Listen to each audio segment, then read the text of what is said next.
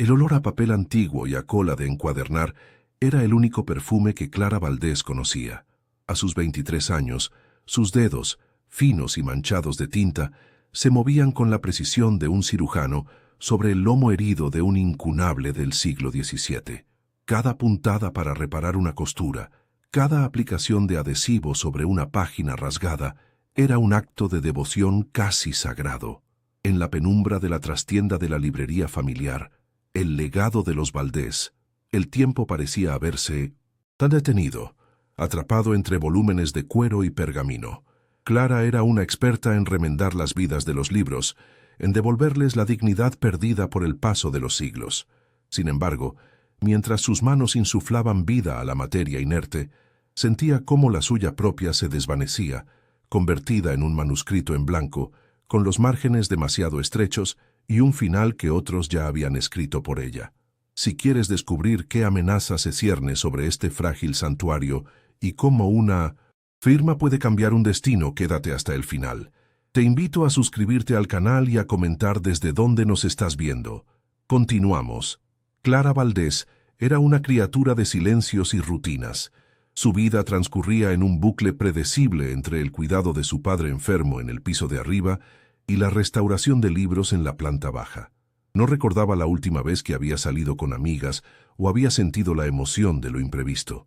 Su juventud se había consumido en el altar del deber familiar, una ofrenda silenciosa que nadie le había pedido explícitamente, pero que el peso de la tradición y la enfermedad de su padre habían hecho inevitable.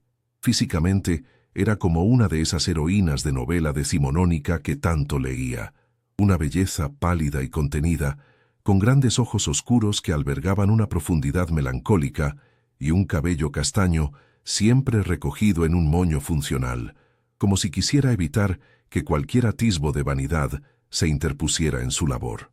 Su mundo era ese local en el corazón de Sevilla, un refugio que, sin darse cuenta, se había convertido en su jaula dorada. Su virginidad no era una elección moral ni un voto religioso, sino la consecuencia directa de una existencia enclaustrada. Era un estado de pureza forzado por las circunstancias, una ausencia de experiencia que la hacía sentir a la vez anacrónica y extrañamente incompleta. Los chicos de su edad hablaban un idioma de flirteos y citas que ella no comprendía. Sus vidas parecían moverse a una velocidad vertiginosa mientras la suya permanecía estancada. A veces, al restaurar las páginas de un romance apasionado, sus dedos se detenían sobre una descripción de un beso o una caricia, y un calor desconocido le subía por el cuerpo, una mezcla de curiosidad y un miedo casi reverencial. El amor y el deseo eran conceptos teóricos para ella, emociones que solo existían en la tinta y el papel, tan lejanos y fascinantes como las gestas de los caballeros andantes o los viajes a tierras exóticas que describían sus amados libros. El vacío más profundo la asaltaba por las noches, cuando el último cliente se iba y el cerrojo de la puerta principal resonaba en el silencio. La librería se transformaba. De día era su taller y su refugio. De noche se convertía en un mausoleo de historias ajenas que subrayaban la ausencia de la suya propia.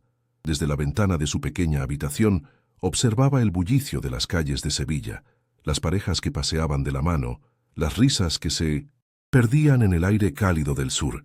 Se sentía como un fantasma en su propia vida, una espectadora invisible de un mundo vibrante y lleno de color que existía justo al otro lado del cristal. Esa sensación de anhelo era una herida sorda y constante, un recordatorio de que mientras salvaba el pasado de otros, estaba renunciando a su propio futuro. La sombra de su padre, postrado en cama por una enfermedad degenerativa, lo impregnaba todo.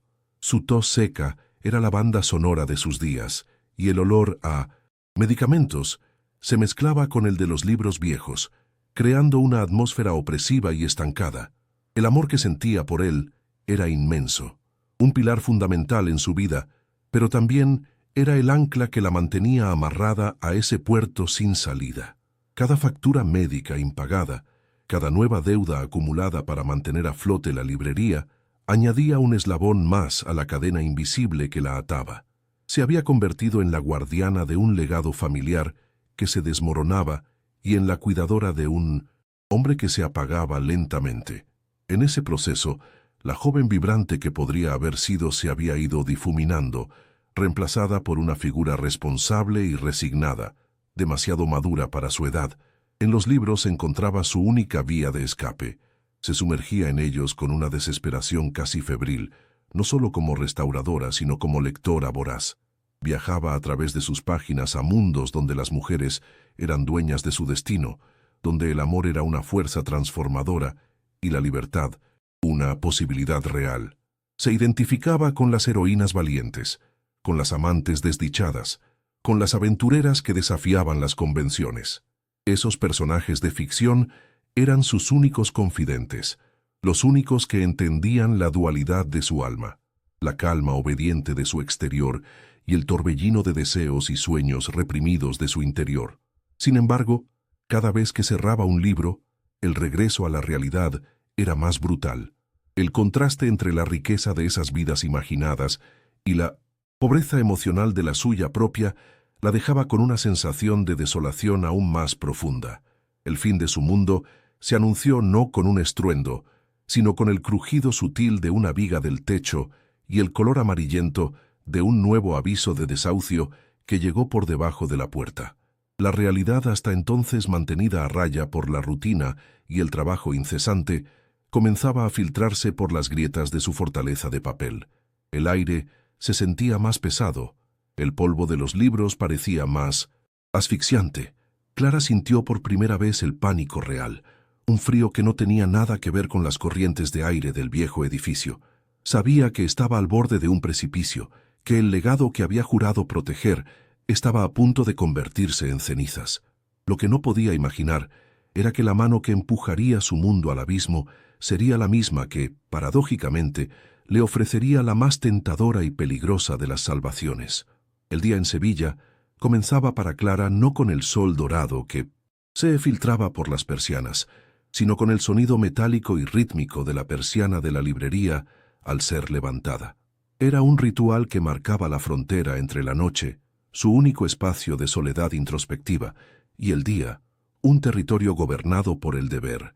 La ciudad despertaba con un murmullo de vida, el aroma a azahar mezclado con el café de los bares cercanos, pero para ella, el mundo exterior era un paisaje sonoro distante, un eco de una vida que no le pertenecía. Su rutina era un mapa de movimientos precisos y repetitivos: preparar el desayuno frugal, administrar la medicación de su padre, limpiar el polvo acumulado durante la noche sobre los lomos de los libros. Cada gesto era una renuncia, una pequeña muerte de sus propios anhelos en el altar de la responsabilidad, un sacrificio invisible que la ciudad ignoraba mientras bullía de energía a su alrededor. La habitación de su padre, en el piso superior, era el epicentro de su universo opresivo, un espacio donde el tiempo se medía en intervalos de medicación y cambios de postura. El aire estaba permanentemente viciado por un olor agrio a enfermedad, un aroma que se adhería a la ropa y al pelo de Clara, como un estigma invisible. Cuidarlo era un acto de amor profundo, pero también una labor que drenaba su vitalidad. Ver la figura de su padre, antes un hombre robusto y culto, reducida a una sombra frágil y dependiente, era una tortura silenciosa. Cada vez que le sostenía el vaso de agua o le leía en voz alta los titulares del periódico, sentía el peso de una deuda impagable, la de una hija que debía devolver la vida que le habían dado, aunque eso significara sacrificar la suya por completo. Era una lealtad que la encadenaba con más fuerza que cualquier grillete de hierro. La presión económica era una presencia física, una bestia que acechaba en la oscuridad de la trastienda. Se materializaba en la pila de sobres con membretes de bancos y compañías de suministros que se acumulaban sobre el escritorio de su abuelo. Clara los miraba con una mezcla de miedo y resignación. Cada factura era un recordatorio de su fracaso, de su incapacidad para mantener a flote el legado familiar. Por las noches, con el libro de contabilidad abierto bajo la luz de un flexo, los números danzaban ante sus ojos, convirtiéndose en monstruos que devoraban sus esperanzas. La librería, que en su infancia había sido un paraíso de aventuras y conocimiento, se había transformado en una carga financiera insostenible. El honor de los Valdés, tan arraigado en la historia de aquel local, ahora se medía en cifras rojas, en una deuda que crecía como una mala hierba, asfixiando todo a su paso. El barrio, un laberinto de calles estrechas y plazas con encanto en el casco antiguo de Sevilla, también ejercía su propia forma de control.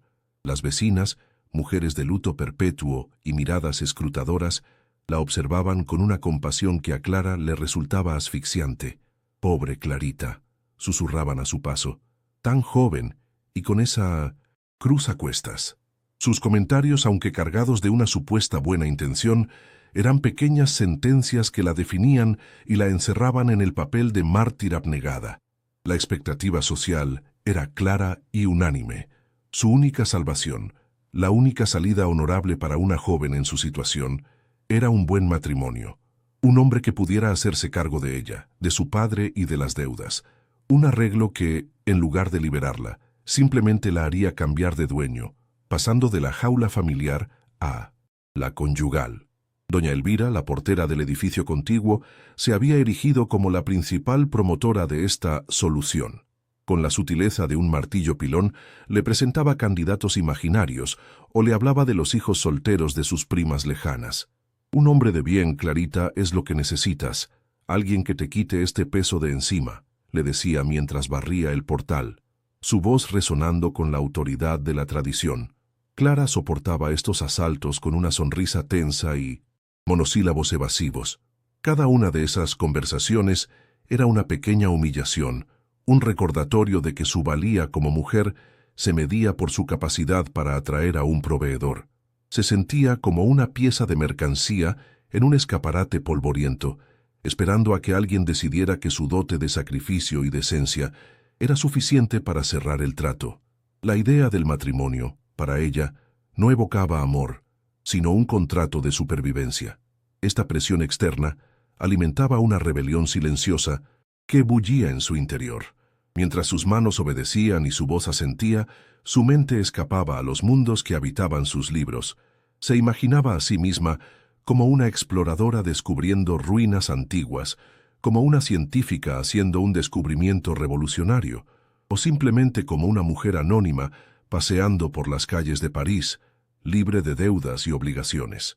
Estos sueños eran su único acto de insurrección, un santuario secreto donde podía ser la protagonista de su propia historia. Sin embargo, la brecha entre esa vida imaginada y su realidad era cada vez más dolorosa. La culpa la corroía constantemente. El deseo de libertad se sentía como una traición a su padre, a la memoria de su abuelo, a todo lo que se suponía que debía ser y representar. Era una prisionera que anhelaba escapar, pero amaba demasiado a su carcelero. La propia librería se había convertido en un símbolo de su ambivalencia. Amaba cada rincón de aquel lugar, el olor a papel viejo, el tacto del cuero gastado, la luz dorada que se filtraba por la vidriera del escaparate al atardecer. Era su hogar, el único mundo que conocía, pero al mismo tiempo sentía cómo sus muros se estrechaban a su alrededor. Las estanterías, repletas de historias de libertad y pasión, se erigían como barrotes irónicos. El silencio, antes reconfortante, ahora le parecía el silencio de una tumba. Se sentía como uno de los libros que restauraba, una reliquia del pasado, cuidadosamente preservada pero sin vida propia, destinada a ser admirada por su antigüedad, pero incapaz de participar en el presente. El polvo que cubría los volúmenes menos vendidos le parecía una metáfora de su propia juventud, que se asentaba y se perdía sin que nadie la notara. Una tarde, mientras aplicaba con delicadeza pan de oro sobre la cubierta de un misal, vio a través del cristal a una pareja de turistas de su edad. Se besaban con una despreocupación y una alegría que a Clara le parecieron de otro planeta.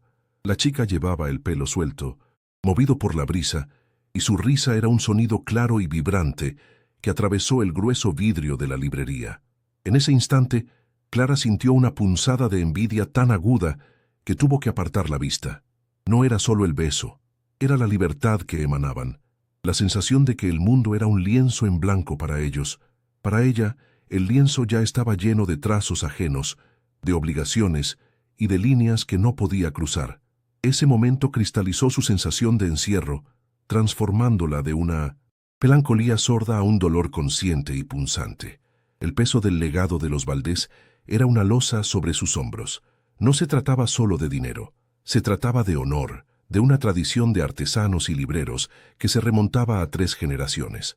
Su abuelo le había enseñado el oficio con una paciencia infinita, transmitiéndole no solo una técnica, sino una filosofía de vida. El respeto por la historia, la belleza en lo antiguo, la importancia de preservar el conocimiento. Abandonar la librería sería como profanar su tumba. Se sentía la última guardiana de un templo en ruinas, y esa responsabilidad la anclaba con una fuerza inquebrantable. Estaba atrapada en una paradoja cruel. Para honrar el pasado de su familia, se veía obligada a renunciar a su propio futuro, a convertirse en un eslabón final, en lugar del comienzo de algo nuevo. El punto de quiebre llegó en una semana de lluvias torrenciales. Una gotera, largamente ignorada por falta de fondos para repararla, se convirtió en un chorro que amenazaba una estantería de primeras ediciones. Al mismo tiempo, una llamada del hospital le comunicó que el tratamiento de su padre ya no estaba dando resultados y que la única alternativa era una terapia experimental, prohibitivamente cara. Esa misma tarde, junto a la notificación del banco que anunciaba el inicio del proceso de embargo, encontró una carta del ayuntamiento. Un gran conglomerado inmobiliario había comprado toda la manzana para un proyecto de lujo. Solo quedaba un obstáculo en su camino: el legado de los Valdés. La soga se había tensado definitivamente alrededor de su cuello. Ya no había escapatoria. Estaba acorralada, desesperada y a punto de descubrir que la salvación, a veces, exige un precio mucho más alto que el alma. La llegada de Damián Reyes no fue un evento, sino una interrupción. Un sedán negro, de un lujo tan obsceno que parecía absorber la luz de la tarde sevillana, se detuvo frente a la modesta fachada de la librería. El vehículo, silencioso y depredador, contrastaba violentamente con la piedra desgastada y la madera antigua del edificio. Era un objeto de otro siglo, de otro mundo, plantado en el corazón de la historia como una declaración de intenciones. Por un instante, el murmullo de la calle pareció cesar, contenido ante la presencia de aquel monolito de cromo y cristal tintado. Clara, desde el interior, sintió una vibración en el suelo, un cambio sutil en la presión del aire, mucho antes de que la portezuela se abriera. Era el heraldo de una tormenta que se aproximaba, una que amenazaba con arrancar de raíz el frágil ecosistema que ella tanto se esforzaba por preservar, sin saber aún qué rostro tendría la devastación. El hombre que descendió del coche era la personificación del poder. Damián Reyes se movía con una economía de gestos que denotaba un control absoluto sobre sí mismo y sobre el entorno. Su traje, de un gris marengo tan oscuro que casi era negro, estaba cortado con una precisión milimétrica, una armadura moderna que no ocultaba, sino que acentuaba la complexión atlética que había debajo. Su rostro era un estudio de ángulos afilados y una expresión de impasibilidad calculada, pero eran sus ojos los que detenían el aliento. De un color gélido, casi metálico, no miraban, sino que evaluaban, tasaban y despojaban de valor todo lo que se posaba en su campo de visión. Se ajustó el gemelo de la camisa, un gesto mínimo y pulcro, mientras su mirada recorría la fachada de El legado de los Valdés, con el desdén de un conquistador frente a una ruina insignificante que se interponía en su camino. Cuando la pequeña campanilla sobre la puerta anunció su entrada, el ambiente de la librería cambió de forma irrevocable. El aire, antes cargado del aroma familiar a papel, cuero y tiempo, se vio invadido por una fragancia masculina, cara y compleja, con notas de madera de oud y bergamota. Era el olor del dinero y la autoridad, un perfume que no pertenecía a aquel lugar y que parecía asfixiar la esencia misma del local. El silencio de la tienda, normalmente un remanso de paz, se tornó denso y expectante. Cada crujido del suelo de madera bajo sus zapatos italianos resonaba como un martillazo, un sonido ajeno y profanador. Se detuvo en el centro del local, sus hombros anchos bloqueando la luz de la entrada, proyectando una sombra que se alargó hasta el mostrador donde Clara trabajaba, ajena aún a la presencia que estaba a punto de engullir su mundo. Su primera impresión de ella fue una decepción. Damián había venido preparado para negociar con un anciano terco, un vestigio del pasado fácil de doblegar con cifras y amenazas veladas. En su lugar, encontró a una joven inclinada sobre un libro abierto, tan absorta en su tarea que no había notado su llegada. Observó el moño improvisado del que se escapaban algunos mechones rebeldes, el delantal de trabajo manchado de tinta y una pequeña mota de polvo dorado en su mejilla, probablemente pan de oro. Vio sus manos, finas y ágiles, moviéndose con una delicadeza y una concentración que le resultaron extrañamente hipnóticas. Por un instante infinitesimal, la lógica depredadora de sus negocios se detuvo, reemplazada por una curiosidad inesperada. Aquella mujer no encajaba en sus cálculos, era una variable imprevista, una anomalía en su plan perfectamente trazado. Clara sintió un frío repentino en la nuca, una sensación de ser observada que la arrancó de su concentración. Levantó la vista lentamente, sus ojos parpadeando para ajustarse a la figura que se cernía sobre ella. El hombre era una montaña de presencia y silencio. Su imponente estatura parecía reducir el ya de por sí abigarrado espacio de la librería, y la intensidad de su mirada la golpeó como una fuerza física. Se sintió expuesta, vulnerable, como si aquellos ojos grises pudieran ver a través de su ropa, de su piel, y leer directamente las inseguridades y los miedos que anidaban en su alma. Un escalofrío la recorrió, una mezcla de intimidación pura y una fascinación oscura y prohibida que la hizo enrojecer al instante.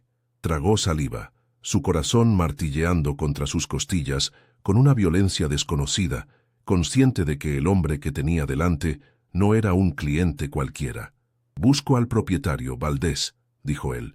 Su voz era grave y resonante, un instrumento de control que no pedía, sino que ordenaba. No había rastro de calidez en su tono, solo la eficiencia de quien está acostumbrado a que el mundo se pliegue a su voluntad. Clara se irguió intentando que su postura transmitiera una autoridad que no sentía. «Mi padre es el propietario, pero está enfermo. Yo estoy al cargo. Soy Clara Valdés». La sorpresa cruzó el rostro de Damián como una sombra fugaz, tan rápida que casi fue imperceptible, pero Clara la vio. Vio la reevaluación en sus ojos, el cambio en su cálculo. Aquel instante le dio un pequeño y precario resquicio de poder. «Entonces, es con usted con quien debo hablar», replicó él, su tono ahora teñido de un matiz diferente, uno que Clara no supo descifrar pero que le erizó la piel. Él comenzó a caminar por la librería, sus pasos medidos y deliberados. No miraba los libros como tesoros, sino como obstáculos.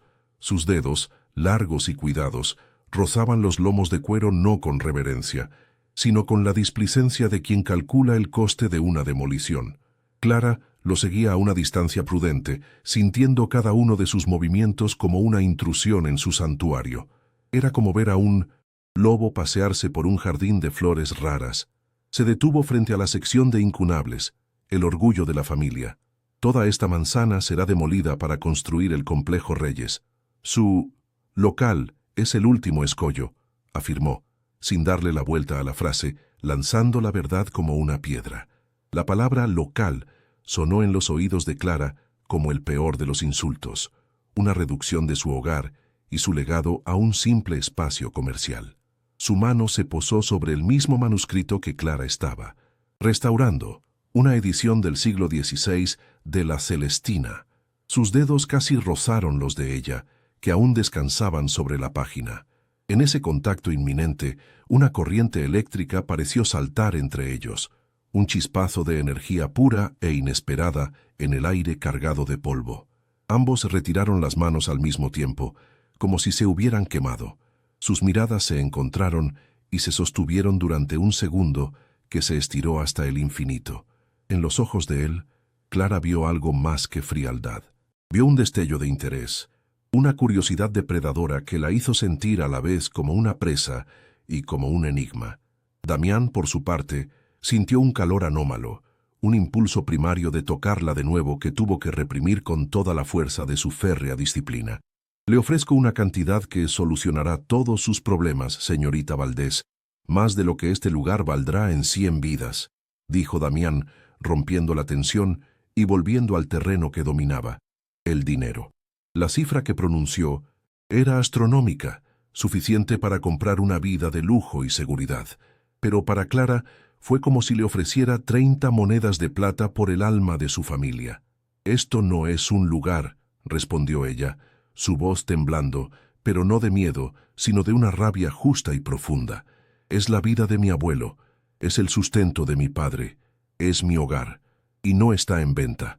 Por primera vez en mucho tiempo, alguien se atrevía a desafiar a Damián Reyes, y en lugar de la ira que esperaba sentir, lo que encontró dentro de sí mismo fue una intriga peligrosa y adictiva. Damián no insistió, simplemente asintió con lentitud, sus ojos grises fijos en los de ella, como memorizando cada detalle de su rostro encendido por la pasión y el desafío. Dejó una tarjeta de visita sobre el mostrador, su nombre grabado en relieve sobre un cartón grueso y minimalista. «Piénselo, la realidad siempre se impone a los sentimientos», dijo, su voz de nuevo un arma fría y afilada, y con la misma presencia abrumadora con Mesh. La que había llegado se dio la vuelta y se marchó. La campanilla sonó de nuevo, marcando su salida, pero el eco de su presencia permaneció. Clara se quedó de pie, temblando, el corazón desbocado, mirando la tarjeta como si fuera una bomba de relojería. No solo había conocido al hombre que quería destruir su mundo, había sentido, en lo más profundo de su ser, una atracción terrible y visceral hacia la propia fuerza de la destrucción. Los días que siguieron a la visita de Damián Reyes se convirtieron en un limbo de ansiedad suspendida. La tarjeta de visita, dejada sobre el mostrador de roble, era un objeto alienígena en el santuario de Clara. Su cartulina gruesa y sus letras en relieve se sentían pesadas, casi agresivas, al lado de la fragilidad del papel berjurado y la tinta sepia de los manuscritos. Cada vez que sus ojos se posaban en ella, sentía una mezcla de repulsión y una mórbida curiosidad. La cifra que él había mencionado resonaba en su mente como una blasfemia y una tentación a partes iguales. Era la solución a todos sus problemas materiales, la salvación de su padre, pero también el precio de su rendición, la aniquilación de su identidad y del alma de su familia. El dilema se instaló en su pecho como una piedra fría, un peso constante que le dificultaba la respiración. La presión externa no tardó en intensificarse, como si el universo conspirara para empujarla hacia el abismo que Damián le había presentado. Una llamada del banco, con una voz impersonal y cortante, le informó de que el plazo final para el pago de la hipoteca había expirado.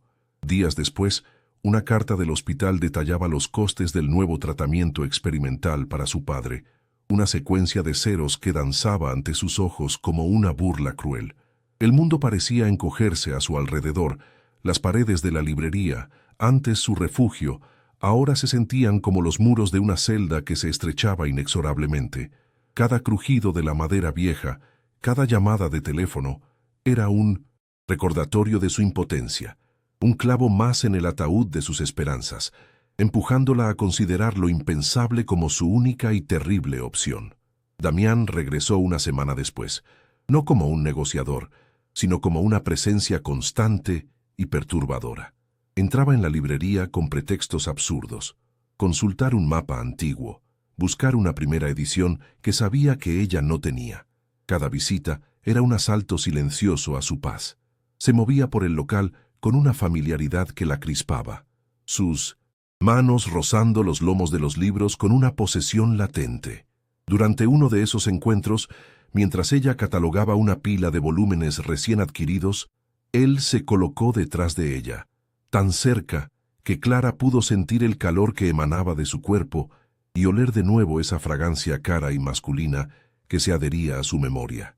No dijo nada, pero su proximidad era un acto de dominación sutil, una forma de recordarle que aquel espacio, su espacio, ya estaba bajo su asedio. Una tarde lo encontró en la sección de poesía, sosteniendo un delgado volumen de cernuda. Ella se preparó para una nueva estocada verbal, pero en lugar de eso, él leyó un verso en voz baja. Donde habite el olvido, en los vastos jardines sin aurora. Su voz, despojada de su habitual filo metálico, adquirió una resonancia melancólica que la dejó sin aliento. Por un instante, el magnate implacable desapareció y en su lugar vio a un hombre que entendía el lenguaje del dolor y la pérdida. Sus miradas se encontraron por encima del libro abierto y el aire entre ellos se cargó de una electricidad compleja, una mezcla de vulnerabilidad compartida y una tensión insoportable. Aquel resquicio de humanidad que él le mostró fue más desestabilizador que cualquiera de sus amenazas, porque le hizo preguntarse quién era realmente el hombre que se escondía tras la máscara de El Demoledor.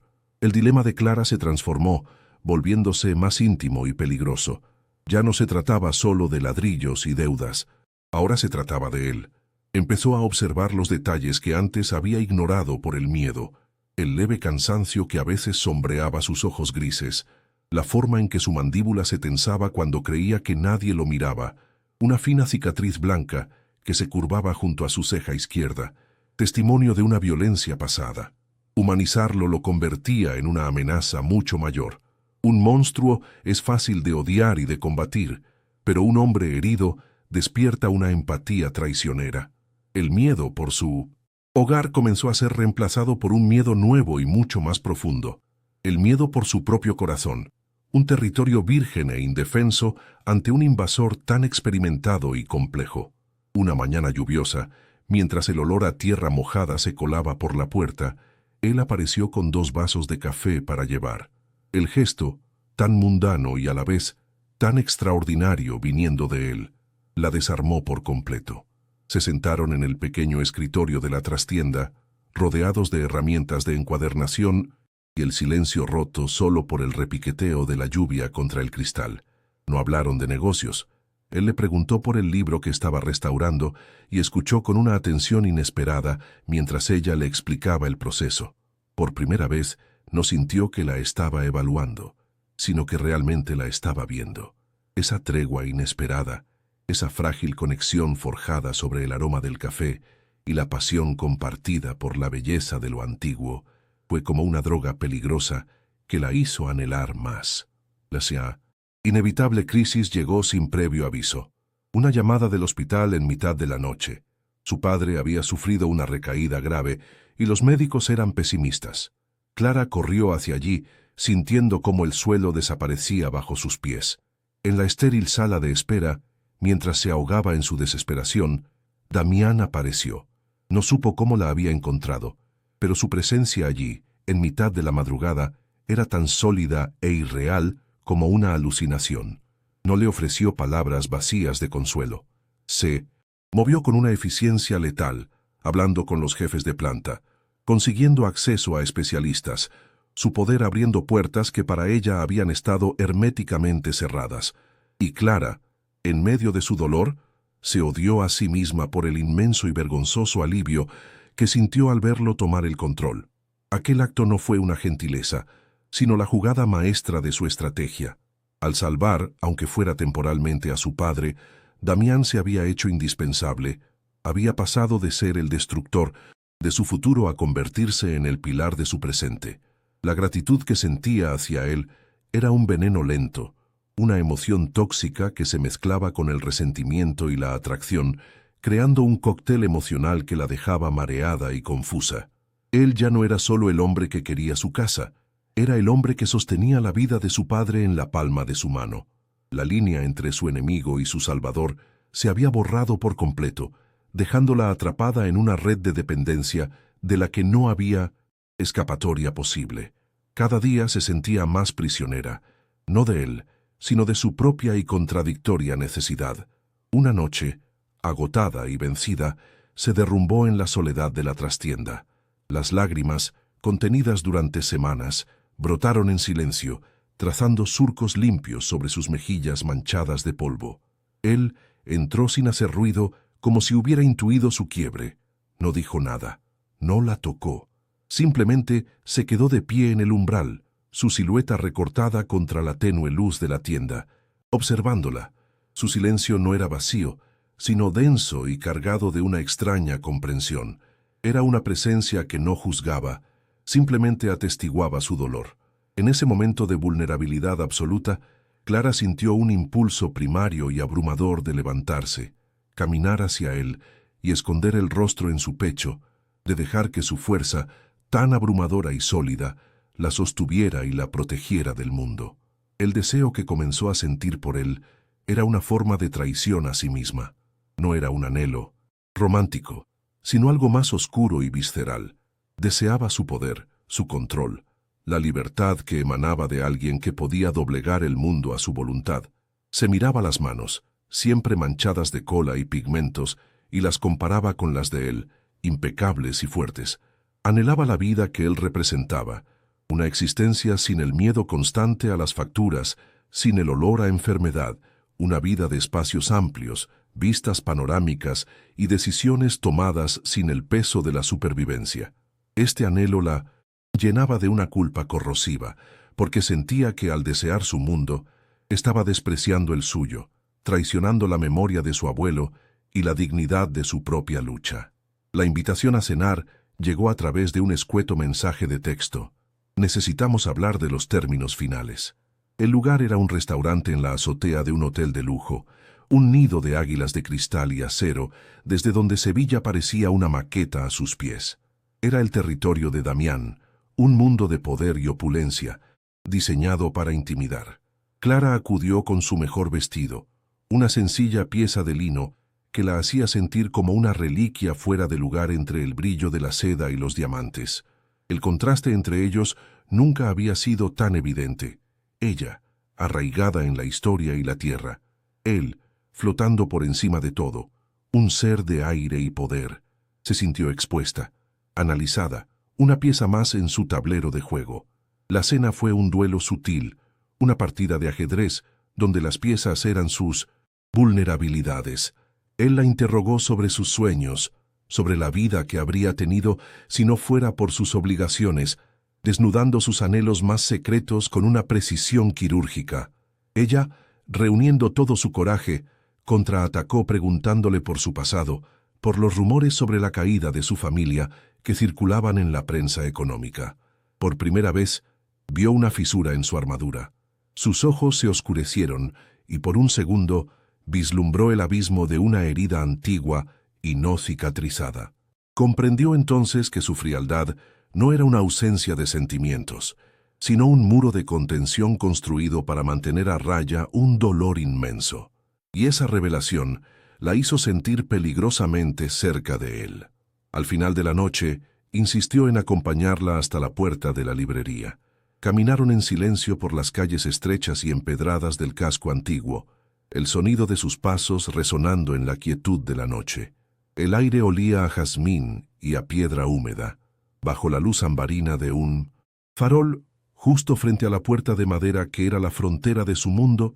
Se detuvieron. La tensión entre ellos era una fuerza casi física, una cuerda tensada al límite. Él levantó la mano, y Clara contuvo el aliento, esperando un gesto duro, posesivo, pero en lugar de eso, sus dedos, con una lentitud insoportable, apartaron un mechón de pelo que se le había escapado del moño y lo colocaron suavemente detrás de su oreja. El gesto fue de una ternura tan inesperada que la dejó temblando. Su cuerpo reaccionó antes que su mente. Se inclinó instintivamente hacia el contacto, un movimiento casi imperceptible, cerrando los ojos por un instante. Pudo sentir el calor de su piel, oler el rastro de su perfume mezclado con el aire nocturno, una combinación embriagadora que nubló sus sentidos. Era la primera vez que un hombre la tocaba con esa mezcla de delicadeza e intensidad. El miedo y el deseo se arremolinaron en su interior, una vorágine que amenazaba con arrastrarla. Quería huir de él, de lo que representaba, de lo que le hacía sentir, pero una parte más profunda y honesta de sí misma anhelaba que él acortara la minúscula distancia que los separaba, que la besara y la hiciera olvidar quién era. Damián vio su rendición en el temblor de sus labios y en el cierre de sus párpados. Un músculo se contrajo en su mandíbula, delatando la batalla que se libraba dentro de él. Ella había dejado de ser una simple transacción comercial para convertirse en una obsesión, una anomalía que desafiaba su control. Una parte de él, la depredadora, quería poseer esa pureza y doblegar su resistencia, pero otra parte, una que no reconocía y que lo aterraba, sintió el impulso de protegerla, incluso de sí mismo. La quería intacta, pero la deseaba rota bajo su dominio. Esta contradicción lo enfureció, porque le demostraba que ella tenía un poder sobre él que nadie había tenido jamás. Con un esfuerzo visible, dio un paso atrás, rompiendo el hechizo. El frío regresó a su mirada, como un telón de acero que caía bruscamente. La intimidad del momento se hizo añicos, reemplazada por la cruda realidad de su situación.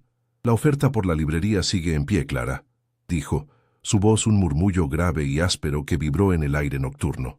Hizo una pausa, y sus ojos la recorrieron de arriba a abajo, como si la estuviera tasando de una forma completamente nueva. «Pero las condiciones han cambiado.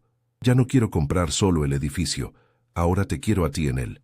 La propuesta quedó suspendida, en el aire, tan monstruosa como seductora, cambiando las reglas del juego para siempre.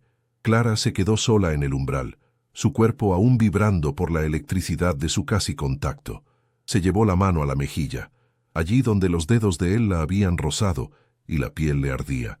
La elección que tenía ante sí se había vuelto insoportablemente clara y a la vez infinitamente más compleja. Ya no se trataba de vender un legado familiar a cambio de seguridad. La nueva oferta era un pacto fáustico. Ceder al deseo que ahora ardía en sus venas, un fuego que él había encendido deliberadamente, significaba entregarle no solo las llaves de su casa, sino las de su propia alma. Resistirse, por otro lado, implicaba la ruina total y la posible pérdida de su padre. La noche se cernió sobre ella, larga y oscura, y su corazón se convirtió en un campo de batalla donde no parecía haber ningún bando ganador. La noche se convirtió en un purgatorio de indecisión. Clara deambulaba por la librería a oscuras, el eco de la propuesta de Damián rebotando contra los lomos silenciosos de los libros. Cada tomo parecía juzgarla. Cada héroe y heroína de ficción le recordaba un coraje que ella no poseía. La oferta era una monstruosidad, una esclavitud moderna envuelta en el papel de seda de la salvación. Sin embargo, la imagen del rostro de su padre, pálido y surcado de dolor en la cama del hospital, era un argumento más poderoso que cualquier principio moral. A las 3 de la madrugada, con el alma hecha, Girones tomó el teléfono. No llamó a Damián para aceptar el contrato, marcó el número del taxi. Dejar la librería en mitad de la noche, cerrando la puerta a sus espaldas sin mirar atrás, fue su primer y más doloroso acto de traición. No estaba huyendo de la deuda, estaba corriendo hacia su carcelero en un acto de rendición total que iba más allá de cualquier firma en un papel. El trayecto en taxi a través de una Sevilla dormida fue un viaje a través de su propia psique. Las luces de la ciudad se difuminaban en estelas borrosas a través del cristal empañado por su aliento, creando un paisaje onírico y distorsionado que reflejaba su estado de confusión. Cada giro del coche la alejaba más de la mujer que había sido, la guardiana de un legado, la hija abnegada.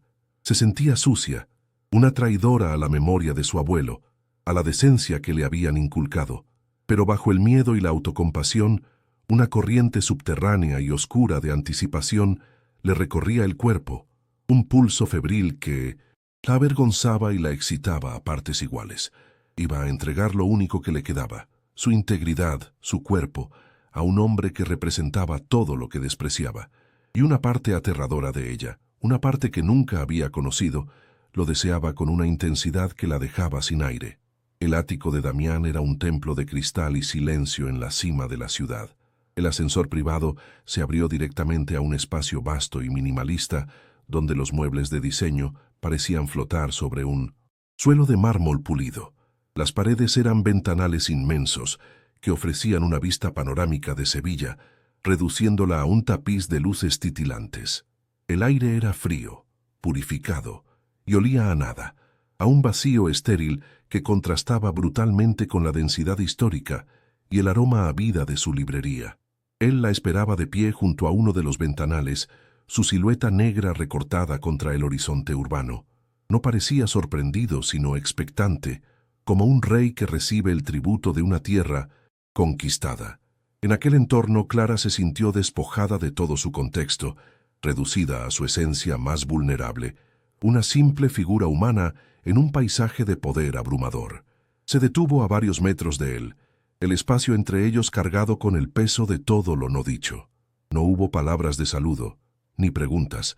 Su presencia allí, a esa hora, con el pelo suelto y la ropa de diario, era una respuesta más elocuente que cualquier discurso. Damián se giró lentamente, sus ojos grises recorriéndola, con una intensidad que era a la vez evaluadora y extrañamente posesiva. Clara levantó la barbilla, en un último y fútil intento de mantener la dignidad, pero sus manos temblorosas, que apretaba con fuerza a sus costados, la traicionaban. Vio en sus ojos no el triunfo de un negociador que ha ganado, sino algo más profundo y oscuro, el alivio de un hombre solitario que por fin ve llegar a su única compañera en la desolación. En ese silencio, ambos entendieron que el contrato ya no era necesario. El pacto se estaba sellando en ese preciso instante, con la carne y el alma. Él acortó la distancia con 2 pasos largos y silenciosos. Clara contuvo el aliento, su cuerpo preparándose para un impacto, para una toma de posesión brusca, pero su gesto la desarmó por completo. Levantó una mano, no para agarrarla, sino para ahuecar su rostro con una delicadeza que parecía imposible en un hombre de su tamaño y reputación. Su pulgar trazó la línea de su mandíbula, un roce lento y deliberado que envió una descarga eléctrica por toda su columna vertebral. El contacto de su piel cálida y ligeramente áspera contra la de ella fue una revelación sensorial. Cerró los ojos, incapaz de soportar la intensidad de su mirada, y se concentró en las sensaciones. El sutil aroma a bergamota que emanaba de él, el sonido de su propia respiración entrecortada, el calor de su palma que parecía derretir años de soledad y contención. El beso fue un cataclismo. No comenzó con ternura, sino con una urgencia desesperada, como si ambos hubieran estado conteniendo el aliento bajo el agua durante demasiado tiempo y finalmente emergieran a la superficie para tomar una bocanada de aire. Sus labios se encontraron con una fuerza que era a la vez castigo y absolución. Fue un beso que sabía a poder, a soledad compartida, a la amargura de sus respectivas jaulas. Clara, que nunca había sido besada, se sintió anegada, consumida. Sus manos, instintivamente, se aferraron a las solapas de su chaqueta, no para apartarlo, sino para anclarse en medio de la tormenta que él había desatado en su interior. En ese acto, todas sus defensas se hicieron añicos. Dejó de ser Clara Valdés, la restauradora de libros, para convertirse simplemente en una mujer que se entregaba al abismo, con los ojos bien abiertos. En el clímax de aquel beso devorador, algo en él se rompió. Su cuerpo, hasta entonces tenso y controlado, se aflojó contra el de ella. La abrazó con una fuerza casi desesperada, enterrando el rostro en el hueco de su cuello, su respiración agitada contra su piel. Clara sintió un temblor que lo recorría, una vibración profunda que delataba una vulnerabilidad que nunca habría creído posible. «Clara», susurró él, su voz un murmullo ronco y quebrado, no como una llamada, sino como una plegaria o una confesión. En ese instante, la dinámica de poder cambió de forma vertiginosa. Ya no era la presa ante el depredador, era la única testigo del dolor de un hombre que había construido un imperio para proteger un corazón devastado. El magnate implacable había desaparecido, dejando en su lugar a un alma tan perdida y herida como la suya. Sin decir una palabra más, la levantó en brazos. El gesto fue posesivo, sí, pero también extrañamente protector, como si temiera que pudiera desvanecerse. Clara rodeó su cuello con los brazos, rindiendo el último gramo de control que le quedaba. Se sintió ingrávida, una hoja arrastrada por un viento poderoso e ineludible. Él la llevó a través del inmenso y silencioso apartamento hacia el dormitorio. La única luz era la de la luna y el resplandor de la ciudad, que se filtraba a través de los ventanales y proyectaba largas sombras danzantes sobre las paredes desnudas. Era un camino hacia lo desconocido, un tránsito a una nueva existencia de la que no podría volver. Cada paso de él resonaba en el suelo de mármol, marcando el ritmo de una marcha nupcial hacia un altar de sacrificio y deseo. La habitación era tan impersonal como el resto del ático, dominada por una cama enorme y baja y otro ventanal que se abría a la noche infinita. La depositó sobre las sábanas de seda, frías al tacto, y la observó durante un largo momento, sus ojos brillando en la penumbra. Luego, con una lentitud casi ceremonial, comenzó a desvestirla. Sus dedos, que antes habían evaluado manuscritos antiguos con fría displicencia, ahora desabrochaban los botones de su blusa con una reverencia temblorosa. Cada prenda que caía al suelo era una capa de su antigua vida que se desprendía para siempre. Ella permaneció inmóvil, su cuerpo expuesto a su mirada y a la luz de la luna, sintiendo una mezcla de terror sagrado y una extraña sensación de liberación. Estaba a punto de cometer el acto de transgresión definitivo, entregando el santuario de su cuerpo, su último legado intacto. El acto íntimo fue una extensión de aquel beso, una colisión de dos soledades. No hubo torpeza en él, sino una pericia que hablaba de una larga experiencia, pero bajo ella, Clara sintió una desesperación casi palpable, una necesidad de conectar que iba mucho más allá de lo físico. Para ella, el dolor inicial fue agudo, un desgarro que simbolizaba la ruptura con su pasado, pero rápidamente se transformó en una oleada de sensaciones abrumadoras que la dejaron sin aliento. Se aferró a él, sintiendo el ritmo frenético de su corazón contra el suyo, dos náufragos aferrándose el uno al otro en medio de una tormenta. Después, en el silencio absoluto que siguió, mientras yacían entrelazados, vio algo que la marcó para siempre. Una lágrima solitaria se deslizó desde el rabillo de su ojo cerrado, trazando un surco brillante sobre su sien. El contrato se había cumplido, y el precio, descubrió con un escalofrío, lo habían pagado los dos. La luz del alba que se filtraba por los inmensos ventanales del ático no traía consigo la calidez de un nuevo día, sino una claridad cruel y descarnada. Clara se despertó sola en la inmensidad de la cama. Las sábanas de seda, que durante la noche habían sido un nido de sensaciones desconocidas, ahora se sentían frías y ajenas contra su piel desnuda. El espacio vacío a su lado gritaba la ausencia de Damián con más fuerza que cualquier palabra. El aire de la habitación era estéril, purificado, despojado de cualquier rastro del calor humano y la desesperación que lo habían impregnado horas antes. Se incorporó lentamente, abrazándose las rodillas, y el dolor sordo en su cuerpo fue un eco físico del desgarro en su alma. Miró a su alrededor, al lujo minimalista y desalmado, y se sintió como un objeto olvidado tras su uso, una pieza de anticuario expuesta en una galería moderna, completamente fuera de lugar y profanada.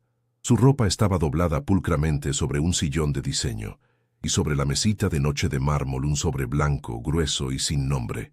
Su corazón se detuvo, con dedos temblorosos, lo abrió.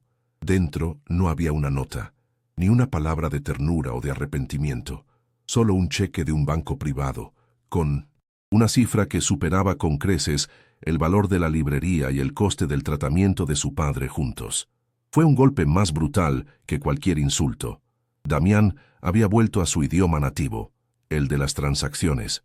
Había reducido la complejidad de su encuentro, la vulnerabilidad que ella había vislumbrado en él, a un simple pago por servicios prestados. La vergüenza la quemó por dentro, una oleada de calor que le subió desde el estómago hasta el rostro. No había sido un encuentro entre dos almas heridas. Había sido, a ojos de él, la compra más íntima y humillante de todas. El regreso a la librería fue una caminata de la vergüenza bajo las primeras luces de la mañana. Cada paso sobre los adoquines familiares de su barrio se sentía como una profanación. Cuando introdujo la llave en la vieja cerradura, el sonido metálico le pareció ajeno, como si estuviera entrando en la casa de una extraña. El olor a papel antiguo y a cola, que siempre había sido su consuelo, ahora la asfixiaba, recordándole la pureza que había mancillado. Se detuvo frente al espejo agrietado del recibidor y no se reconoció. La mujer que le devolvía la mirada tenía los ojos más oscuros, la boca marcada por besos que no eran de amor y una sombra de conocimiento en su expresión que había borrado para siempre la inocencia de la joven restauradora. Su santuario se había convertido en la escena de un crimen y la víctima y la culpable eran la misma persona, ella. Mientras tanto, en la cima de la ciudad, Damián Reyes observaba el amanecer desde su despacho con un vaso de whisky en la mano. No había dormido. La sensación de la piel de Clara bajo sus dedos, el sonido de su respiración entrecortada, el fantasma de su propia y traicionera lágrima, lo perseguían como espectros. Dejar aquel cheque había sido un acto de cobardía, un intento desesperado de reafirmar el control, de volver a colocarla en la casilla de activo y no en la de sentimiento. Pero el gesto se sentía hueco, inútil. Por primera vez en su vida, una transacción no le había traído la victoria, sino una profunda sensación de pérdida. Había poseído su cuerpo, pero al hacerlo, había permitido que ella vislumbrara una grieta en su alma, una vulnerabilidad que ahora lo aterrorizaba. Se había expuesto y para un hombre como él, la exposición era una forma de muerte. La salvación llegó con la frialdad de una transferencia bancaria. El director de su banco la llamó personalmente para informarle de que la hipoteca había sido liquidada en su totalidad. El hospital confirmó que los fondos para el tratamiento experimental de su padre estaban asegurados. Los problemas que la habían acorralado durante años se desvanecieron con unos cuantos clics, pero Clara no sintió alivio, solo un vacío glacial. Cada llamada era un recordatorio del precio que había pagado. Miraba sus manos, las mismas que con tanto amor habían devuelto la vida a libros centenarios, y las sentía sucias, cómplices de la venta de su propia historia. Había salvado el legado de ladrillo y papel de los Valdés, pero sentía que había destruido el legado intangible de su honor. La libertad financiera que tanto había anhelado se sentía como la jaula más lujosa y asfixiante de todas. Su padre, ajeno al origen de los fondos, comenzó a mejorar. Con el acceso al nuevo tratamiento, un atisbo de su antigua vitalidad regresó a sus ojos. Sin embargo, la distancia entre él y Clara creció hasta convertirse en un abismo de silencios. Él notaba el cambio en ella, su sonrisa forzada, la melancolía perpetua en su mirada, la forma en que evitaba sus preguntas sobre el milagroso benefactor. «¿Estás bien, hija?», le preguntaba, su voz teñida de una preocupación que a Clara le partía el alma. Ella asentía y mentía, y cada mentira era una piedra más en el muro que se levantaba entre ellos. Había cometido el sacrificio definitivo por él, pero en el proceso había perdido la conexión pura y honesta que los unía, reemplazándola por un secreto vergonzoso que la aislaba en su propio hogar. Damián se sumergió en un frenesí de trabajo, volviéndose más implacable y despiadado que nunca. Cerró tratos con una agresividad que asustó incluso a sus socios más cercanos. Era su forma de castigarse, de reconstruir la armadura que Clara había agrietado. Despedía a empleados por el más mínimo error.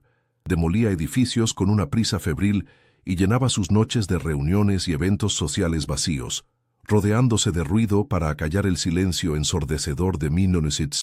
Su ático evitaba el casco antiguo de la ciudad como si fuera una zona apestada, temiendo que un simple vistazo a la fachada de la librería pudiera derrumbar de nuevo sus defensas. Se había convertido en la caricatura perfecta de sí mismo, el magnate solitario y todopoderoso, un rey en un imperio de cristal que se moría de frío. Pero bajo las capas de culpa y vergüenza, algo nuevo comenzaba a germinar en el interior de Clara. La transgresión, aunque dolorosa, la había cambiado de una forma inesperada. La fragilidad que la había definido se estaba endureciendo, convirtiéndose en una callada resiliencia. Había mirado al abismo y había sobrevivido. Ya no era la joven asustada que se escondía detrás de los libros. Había tomado una decisión terrible, pero había sido suya. Esa agencia, esa capacidad de actuar aunque fuera para su propia ruina, le confirió una fuerza que no sabía que poseía. Empezó a mirar a la gente a los ojos, a caminar con la espalda más recta. El miedo a las deudas había sido reemplazado por el conocimiento de que podía soportar un dolor mucho mayor, y ese conocimiento era, a su extraña manera, una forma de liberación. Una tarde, mientras sus manos trabajaban sobre la biografía de una reina del siglo XV que había sacrificado su amor por el deber, sintió una conexión profunda con la historia. Ya no era una simple restauradora que reparaba el daño del tiempo, era una intérprete que comprendía las cicatrices. Sus dedos, al aplicar el pan de oro sobre una letra capitular, se movían con una nueva seguridad. Estaba reconstruyendo no solo un objeto, sino también su propia narrativa. Aceptó la mancha en su historia, no como un final, sino como un capítulo oscuro que daba profundidad al resto del relato. La librería dejó de ser la escena de un crimen para convertirse en el taller donde, pieza a pieza, comenzaría a restaurarse a sí misma, no para volver a ser quien era, sino para forjar a la mujer en la que se había convertido. Las semanas se deslizaron en un silencio denso y pesado. No hubo más visitas, ni llamadas, ni mensajes. La separación era total, un corte limpio y quirúrgico. Sin embargo, el vínculo invisible que los unía permanecía, tenso y vibrante como la cuerda de un violín. A veces, por la noche, Clara se acercaba a la ventana de su habitación y miraba hacia la parte moderna de la ciudad, imaginando la luz solitaria del ático de Damián.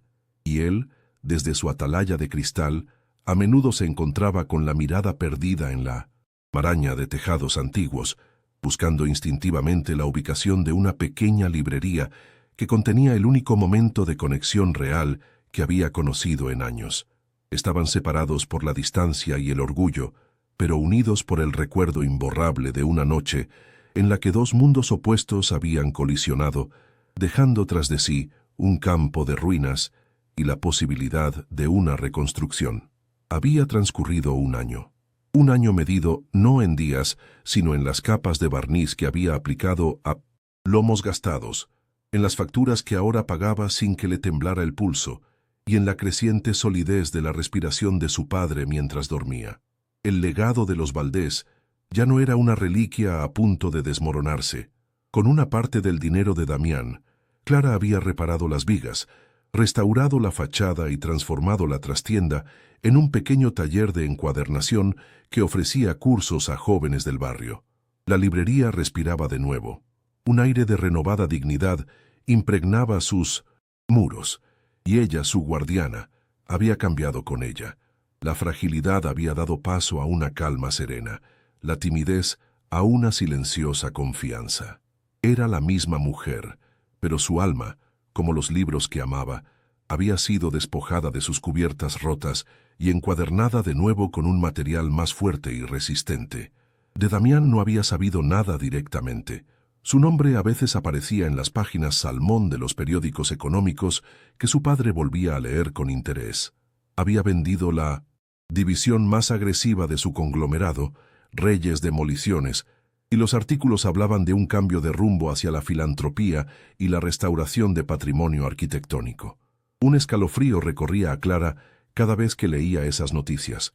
Intuía su mano invisible detrás de la fundación que le había concedido una beca para ampliar sus estudios, o en el repentino interés del ayuntamiento por declarar el edificio de la librería como bien de interés cultural, protegiéndolo para siempre. Él no había desaparecido de su vida. Se había convertido en un arquitecto en la sombra de su nueva libertad, un fantasma que reparaba desde la distancia el daño que había causado, un acto de penitencia tan silencioso y abrumador como lo había sido su agresión. Fue una tarde de noviembre, cuando una lluvia fina y persistente envolvía Sevilla en una neblina melancólica, muy parecida a la de aquel día en que se conocieron. La campanilla de la puerta tintineó con una suavidad que no presagiaba ninguna tormenta.